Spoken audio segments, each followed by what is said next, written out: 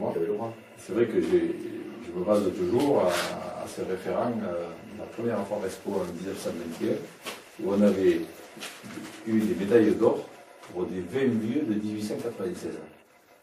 ça faisait 25 Ça faisait 25 ans. Des vins vieux de 25 ans. Tu as retrouvé ça, les traces de tout ça. Je l'ai à la maison, vous l'avez vu l'affiche au cas où. Oui, Hop.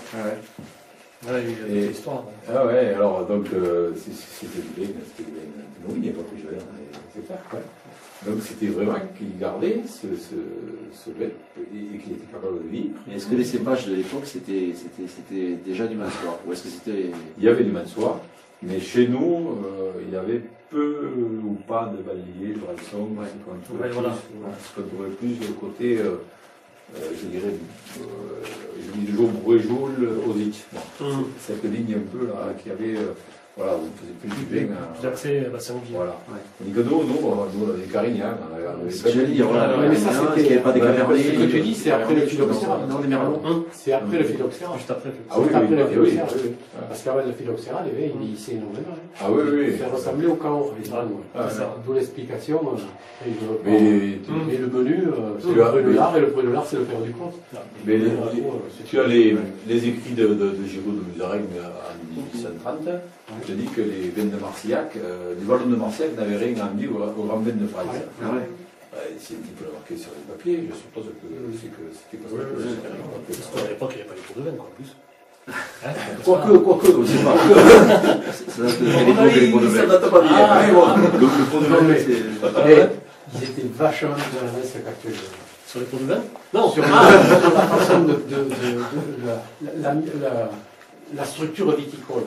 Mais aujourd'hui, il n'y a plus les...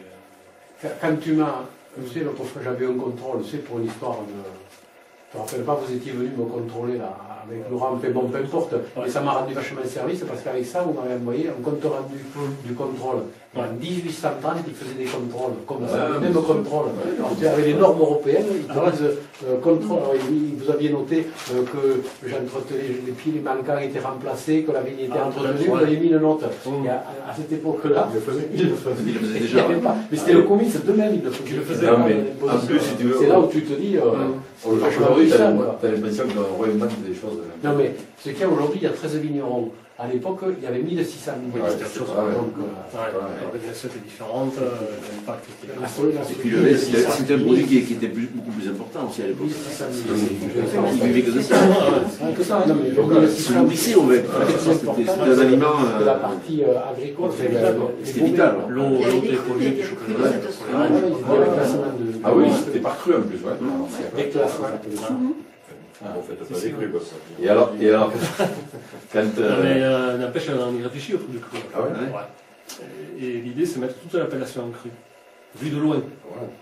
Mais messieurs, c'est pas déconnant. C'était les classes qu'ils appelaient. Première classe, deuxième classe, troisième classe. Et aujourd'hui, là, au niveau de l'interruption, enfin, Languedoc, voilà, c'est fait tout cas pour le sud-ouest, c'est de mettre dans les premiers crus, dans le cru, quoi, je veux dire, des vignobles comme Marcillac, Rolivy. Après, les autres vignobles, je ne sais pas trop, mais c'est ça l'idée.